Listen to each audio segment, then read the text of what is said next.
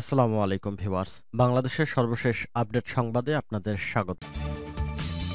জানিয়ে দেব হাতে থাকা সর্বশেষ আপডেট বাংলা সংবাদ। প্রথমেই সংবাদ শিরোনাম। রাষ্ট্রপতি কতজনের দণ্ড মওকুফ করেছেন, তালিকা চেয়ে নোটিশ। এরপর জানিয়ে দেব বিচারপতি মানিকের দখলে ৯০০ কোটি টাকার জমি। এদিকে দুপুরের মধ্যে তীব্র ঝড়ের আভাস, ২ নম্বর হুঁশিয়ারি সংকেত। এরপর জানিয়ে দেব ডক্টর ইউনূসের সঙ্গে চীনের রাষ্ট্রদূতের সাক্ষাৎ। আরও জানিয়ে দিব বাংলাদেশে আমার শেষ দিনগুলো ছিল খুবই ভয়ঙ্কর, বলেছেন এসকে সিনহা। সর্বশেষ জানিয়ে দিব নিষেধাজ্ঞা নিয়ে কি করছে জামাত। এতক্ষণ শুনছিলেন সংবাদ শিরোনাম, এবারে বিস্তারিত। তবে অনুরোধ থাকবে ভিডিওটিতে একটি লাইক করবেন এবং কমেন্ট করে জানিয়ে দিবেন কোন জেলা থেকে আপনি আমাদের এই ভিডিওটি দেখছেন। রাষ্ট্রপতি কতজনের দণ্ড মওকুফ করেছেন, তালিকা চেয়ে নোটিশ। ১৯৯১ সালের জানুয়ারি মাস হতে ২০২৪ সালের জুলাই মাস পর্যন্ত রাষ্ট্রপতি সংবিধানের ৪৯ অনুচ্ছেদের ক্ষমতা বলে কতজনের কারাদণ্ড মওকুফ, দণ্ড স্থগিত বা হ্রাস করেছেন তার তালিকা প্রকাশ ও প্রদানের জন্য লিগ্যাল নোটিশ পাঠানো হয়েছে। স্বরাষ্ট্র সচিব, আইন সচিব, মন্ত্রিপরিষদ সচিব ও রাষ্ট্রপতির কার্যালয়ের সচিবকে এ নোটিশ পাঠানো হয়েছে। রোববার সুপ্রিম কোর্টের আইনজীবী ব্যারিস্টার মোহাম্মদ ওমর ফারুক এ নোটিশ পাঠান।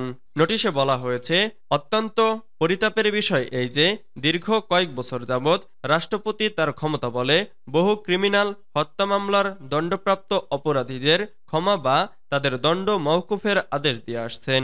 রাষ্ট্রপতির মার্জনায় বহু ফাঁসির আসামি ও যাবজ্জীবন দণ্ডপ্রাপ্ত আসামি জেল থেকে বেরিয়ে সমাজে আবার মাফিয়া ডন হিসেবে প্রতিষ্ঠিত হয়ে আতঙ্ক ছড়াচ্ছে। রাষ্ট্রপতি কিভাবে, কোন প্রক্রিয়ায়, কাদের সুপারিশ বা তদবিরে দাগী, ঘৃণিত, কুখ্যাত সাজাপ্রাপ্তদের ক্ষমা করে বা দণ্ড মওকুফ করে দায়মুক্তি দিচ্ছেন তা একজন নাগরিক হিসেবে আমার বা আমাদের জানার অধিকার আছে। রাষ্ট্রপতির ক্ষমতা সংক্রান্ত সংবিধানের ৪৯ অনুচ্ছেদের ক্ষমতার অপব্যবহার বা কোনো রাজনৈতিক উদ্দেশ্যে বা রাজনৈতিক কোনরূপ বল প্রয়োগ আছে কিনা তাও খতিয়ে দেখা দরকার। বিচারপতি মানিকের দখলে ৯০০ কোটি টাকার জমি। বিতর্কিত কর্মকাণ্ডে জড়িয়ে সমালোচিত হয়েছেন বারবার। বিচারপতির আসনে বসে যখন যাকে খুশি আদালতে ডেকে অপমান অপদস্থ করা, বিজনেস ক্লাসে বসতে না পেরে বিমানের ভেতর তুল কালাম, রাস্তায় সালাম না দেওয়ায় ট্রাফিক পুলিশকে আদালতে তলব, ২১ জন সিনিয়রকে ডিঙিয়ে পদোন্নতি, সরকারি বাড়িতে থেকে ভাড়া না দেওয়া, লন্ডনে বাড়ি কিনে আয়ের উৎস দেখাতে না পারা এবং সর্বশেষ টকশোতে গিয়ে উপস্থাপিকার সঙ্গে অশোভন আচরণ সহ নানা বিতর্কের জন্ম দিয়েছেন এএইচএম শামসুদ্দিন চৌধুরী মানিক। এখানেই শেষ নয়, দখলবাজিতেও পিছিয়ে ছিলেন না সাবেক এই বিচারপতি। রাজধানীর বারিধারায় দুস্থ সাংবাদিকদের নামে ওয়াকফ করা প্রায় ৯০০ কোটি টাকার ৫ একর জমি দখল করেছেন তিনি। এরপর ডেভেলপার কোম্পানিকে দিয়ে গড়েছেন ৭টি ৮তলা ভবন। রাজনৈতিক পট পরিবর্তনের পর প্রতিবেশী দেশে পালাতে গিয়ে গত শুক্রবার রাতে বর্ডার গার্ড বাংলাদেশের হাতে ধরা পড়ে আরেকবার আলোচনায় এসেছেন সাবেক বিচারপতি মানিক। দুপুরের মধ্যে তীব্র ঝড়ের আভাস, ২ নম্বর হুঁশিয়ারি সংকেত। ঢাকা সহ দেশের ৭ জেলায় ঘন্টায় ৬০ থেকে ৮০ কিলোমিটার বেগে ঝড় হতে পারে বলে জানিয়েছে আবহাওয়া অধিদপ্তর। এছাড়াও চট্টগ্রাম ও কুমিল্লা সহ ৫ জেলার ওপর দিয়ে সর্বোচ্চ ৬০ কিলোমিটার বেগে বজ্রবৃষ্টি হতে পারে বলেও জানানো হয়েছে। রোববার ২৫ আগস্ট দুপুর ১টা পর্যন্ত দেশের অভ্যন্তরীণ নদীবন্দরগুলোর জন্য দেওয়া এক পূর্বাভাসে এসব তথ্য জানানো হয়েছে। পূর্বাভাসে বলা হয়েছে, ঢাকা ছাড়াও রাজশাহী, পাবনা, বগুড়া, টাঙ্গাইল, কুষ্টিয়া ও ফরিদপুরের ওপর দিয়ে দক্ষিণ অথবা দক্ষিণ পূর্ব দিক থেকে ঘন্টায় ৬০ থেকে ৮০ কিলোমিটার বেগে অস্থায়ীভাবে ঝোড়ো হাওয়া সহ বৃষ্টি অথবা বজ্রসহ বৃষ্টি হতে পারে। এসব এলাকার নদীবন্দরগুলোকে ২ নম্বর নৌ হুঁশিয়ারি সংকেত দেখাতে বলা হয়েছে। একই সময়ে বরিশাল, পটুয়াখালী, নোয়াখালী, কুমিল্লা ও চট্টগ্রামের ওপর দিয়ে দক্ষিণ অথবা দক্ষিণ পূর্ব দিক থেকে ঘন্টায় ৪৫ থেকে ৬০ কিলোমিটার বেগে অস্থায়ীভাবে দমকা অথবা ঝোড়ো হাওয়া সহ বৃষ্টি অথবা বজ্রসহ বৃষ্টি হতে পারে বলে জানিয়েছে আবহাওয়া অধিদপ্তর। এসব এলাকার নদীবন্দরগুলোকে ১ নম্বর নৌ সতর্কতা সংকেত দেখাতে বলা হয়েছে। ডক্টর ইউনূসের সঙ্গে চীনের রাষ্ট্রদূতের সাক্ষাৎ। অন্তর্বর্তীকালীন সরকারের প্রধান উপদেষ্টা ডক্টর মোহাম্মদ ইউনূসের সঙ্গে আজ সৌজন্য সাক্ষাৎ করবেন ঢাকায় নিযুক্ত চীনা রাষ্ট্রদূত ইয়াও ওয়েন।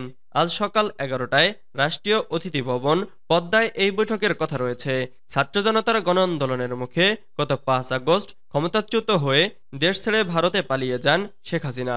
সরকার পতনের প্রেক্ষাপটে বিভিন্ন উন্নয়ন সংস্থা এবং রাষ্ট্রের সঙ্গে নতুন করে যোগাযোগ তৈরি করছে অন্তর্বর্তীকালীন সরকার। সম্প্রতি প্রধান উপদেষ্টার সঙ্গে সৌজন্য সাক্ষাৎ করেছেন ঢাকায় নিযুক্ত ভারতীয় হাই কমিশনার প্রণয় ভার্মা। এবার সৌজন্য সাক্ষাৎ করতে যাচ্ছেন চীনা রাষ্ট্রদূত। বাংলাদেশের বিভিন্ন উন্নয়ন প্রকল্পে চীন বৃহত্তম অংশীদার। বেশ কিছু চলমান প্রকল্পে চীনের ঋণ রয়েছে। সব মিলিয়ে চীনা রাষ্ট্রদূতের সঙ্গে প্রধান উপদেষ্টার সঙ্গে এই সাক্ষাৎ বেশ গুরুত্বপূর্ণ ভাবা হচ্ছে। বাংলাদেশে আমার শেষ দিনগুলো ছিল খুবই ভয়ঙ্কর, বলেছেন এসকে সিনহা। সংবিধানের ষোড়শ সংশোধনী অবৈধ ঘোষণা করে দেওয়া রায়কে কেন্দ্র করে বিগত আওয়ামী লীগ সরকারের সঙ্গে মতপার্থক্য তৈরি হয়েছিল সাবেক প্রধান বিচারপতি এসকে সিনহার। বিচারিক আদালতের বিচারকদের শৃঙ্খলাবিধি সংক্রান্ত গেজেট নিয়েও এসকে সিনহার উপর নাখোশ ছিল আওয়ামী লীগ। 2017 সালে এক অস্থির পরিস্থিতিতে দেশ ছাড়েন তিনি।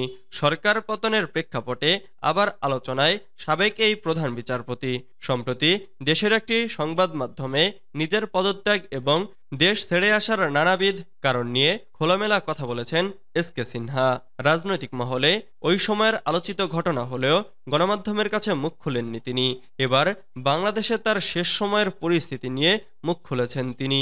এসকে সিনহা বলেন, বাংলাদেশে আমার শেষ দিনগুলো ছিল খুবই ভয়ঙ্কর, যা ভাষায় প্রকাশ করার মতো নয়। এটা কেবল উপলব্ধি করা যায়। আমি প্রধান বিচারপতি ছিলাম, সেই আমাকেই গৃহবন্দী করে রাখা হয়েছিল। আমাকে কারো সঙ্গে যোগাযোগ করতে দেওয়া হয়নি। নিষেধাজ্ঞা নিয়ে কি করছে জামাত? আওয়ামী লীগ সরকারের পতনের পর এতদিন সরকার বিরোধী আন্দোলন করে আসা দলগুলো এখন নতুন পরিস্থিতির মুখোমুখি। নেতাকর্মীরা একে বর্ণনা করেছে সুসময় হিসেবে। বিএনপির বিভিন্ন কর্মসূচি নিয়ে রাজপথে সক্রিয় থাকলেও আরেকটি বড় রাজনৈতিক দল বাংলাদেশ জামাতে ইসলামী পুরোপুরি নজর দিয়েছে জনসংযোগের উপর। রাজপথে বিক্ষোভ বা সমাবেশের মতো কোনো কর্মসূচি আপাতত নেই জামাতের। দলটির কার্যক্রমে এখন 3 ধরনের তৎপরতা দেখা যাচ্ছে। 1. ছাত্র আন্দোলনে আহত নিহতদের আর্থিক সহায়তা। প্রতিদিনই দলটির নেতারা কোনো না কোনো হাসপাতালে গিয়ে আহতদের খোঁজ খবর এবং আর্থিক সহায়তা করছেন। এছাড়া নিহতদের পরিবারের কাছে গিয়ে সমবেদনা জানাচ্ছেন। 2.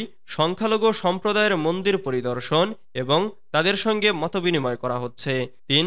এর আগে বিএনপি নেতৃত্বাধীন যুগপৎ আন্দোলনে সক্রিয় বিভিন্ন রাজনৈতিক দলগুলোর সঙ্গে মতবিনিময়। দলটির জন্য অবশ্য অন্তর্বর্তীকালীন সরকারের সঙ্গে রাষ্ট্রীয় বৈঠক থেকে শুরু করে প্রকাশ্যে এ ধরনের সাংগঠনিক কার্যক্রম গত 16 বছরের প্রেক্ষাপটে নতুন অভিজ্ঞতা।